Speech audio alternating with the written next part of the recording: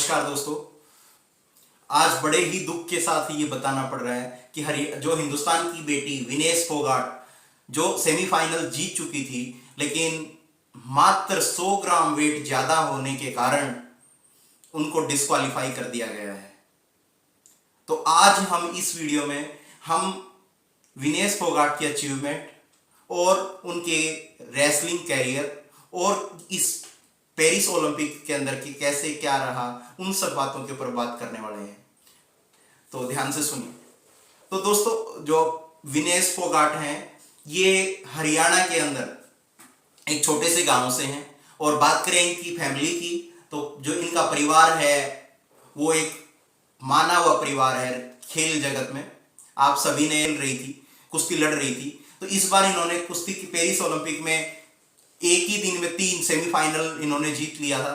3 match इन्होंने लगातार जीते एक दिन के अंदर। सोचकर देखना, हम सब सोच कर देखना कि किस तरीके से एक दिन के अंदर 3 मैच जीते।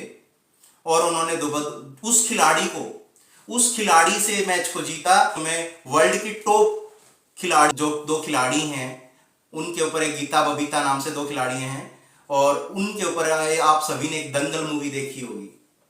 वो इन्हीं के परिवार से हैं। और इनके जो ताऊजी हैं वो कोच हैं, और इनके ताऊजी ने इनको अच्छा पढ़ाया लिखाया, अच्छी तैयारी कराई, अच्छे खेल तैयार किया, खेल खिलाया। और कुश्ती के दंगल में अखाड़ों के अंदर से इन्होंने बहुत कुछ सीखा। और आज देश ही नहीं विदेश में अपना डंका बजा के दिखा दिया कैसे ये ओलंपिक तक पहुंची। और आज पेरिस ओलंपिक, इस बार इसको पेरिस ओलंपिक नहीं, ये गेम ये विवादों का ओलंपिक कहें तो कम नहीं होगा। ये कैसे? क्योंकि कई एक बार पीछे एक महिला जिसके अंदर क्या है, जेंट्स हार्मोन होने के कारण भी उसको डिस्क्वालीफाई नहीं किया जाता, लेकिन एक हिंदुस्तान की बेटी को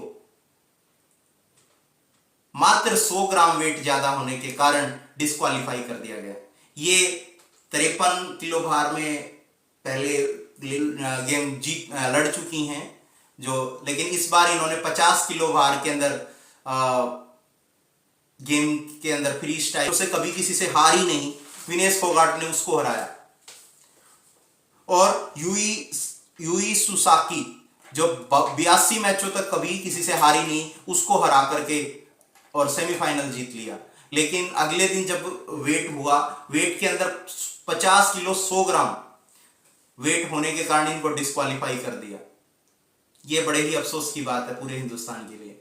लेकिन उससे पहले एक सोचने की बात अपने सब के लिए यह है कि इनका स्ट्रगल कैसा रहा, कि जब एक खिलाड़ी मैदान पे तो बाद में गेम जीतता है, उससे पहले उसकी मन मस्तिष्क, उसके अंदर जो स्ट्रगल है, जो ताकत है, उसको हम कैसे सीख सकते हैं। उससे क्या सीख सकते हैं कि उनके अंदर जब पहले दिन शाम को वेट हुआ तो अंदाजा इनको पहले हो गया था। इनके अंदर 52 किलो 700 ग्राम वजन था।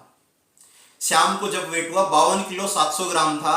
इन्होंने एक रात के अंदर, पूरी रात ये सोई नहीं, और इन्होंने जी जान लगा दी। विनेश फोगाट जी ने इन्होंने पूरी रात, जो पेरिस के अंदर ओलंपिक हो रहे हैं वहां पे पूरी रात लगी रही, जंपिंग की, साइकिलिंग की। इन्होंने जो वेट कम करने के लिए भाप लेते हैं, वो वेट वाले जो जिससे ज्यादा से ज्यादा पसीना आए, इन्होंने भाप ली। और 2 किलो 600 ग्राम तक इन्होंने वेट कम किया। मात्र ये किस्मत की कहो या साजिश कहो, वो एक कुछ भी समझ सकते हैं। जो किस्मत ही समझो कि मात्र 100 ग्राम वजन कम होने के कारण इन्होंने अपने, यहां तक कहते हैं ना कि हिंदुस्तान के अंदर बेटियां किसी से कम नहीं है, उन्होंने अपना परचम लहरा के दिखाया। इन्होंने अपने बाल नाखून तक कटवा, और अपनी जो पोशाक है, जो अपनी ड्रेस है, उसको भी कम करने की कोशिश की। हम सोचते हैं ना कि स्ट्रगल एक खिलाड़ी के, एक चमकती हुई चीज है ना, सोना नहीं होती, लेकिन उसके बैक साइड भी हम देखते हैं कि सोना कब बनता है।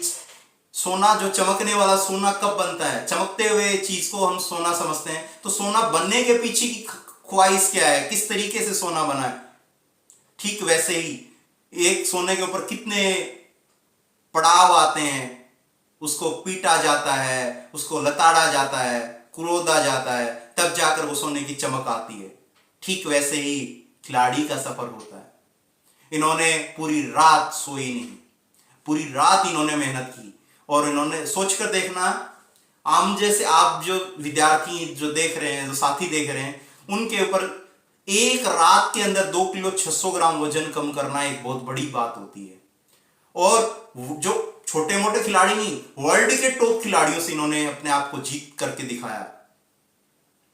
और ये जीत करके इन्होंने अचीव करके दिखाया।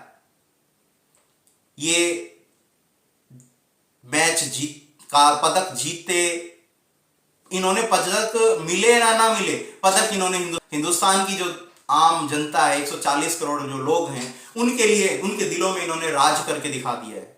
कि हाँ, हरियाणा में कहावत है ना, बोले जी हमारी छोरियां, हिंदुस्तान के अंदर एक कहावत है कि बेटियां किसी से कम नहीं है।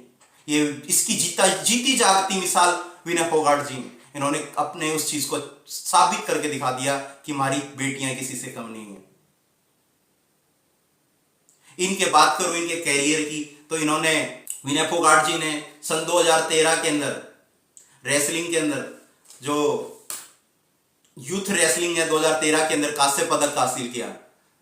2000 एशियन चैंपियनशिप 2013, 15, 2016 और 2017, 18, 19 और 21, 2013, 15, 16 के अंदर कांस्य पदक, 2017 के अंदर 17, 18, 19 और 20 के अंदर रजत पदक, एशियन चैंपियनशिप 2021 के अंदर गोल्ड मेडल, स्वर्ण पदक, कॉमनवेल्थ गेम 2014, 2018 और 2022 के अंदर गोल्ड मेडल, वर्ल्ड चैंपियनशिप के अंदर 2019 और 2022 के अंदर कांस्य पदक, और एशियन गेम 2014 और 2018 के अंदर स्वर्ण पदक इन्होंने हासिल करके दिखाया। और अब अपना डंका इन्होंने ओलंपिक के अंदर बजा करके दिखा दिया था कि सेमीफाइनल में जीतने वाली भारत की पहली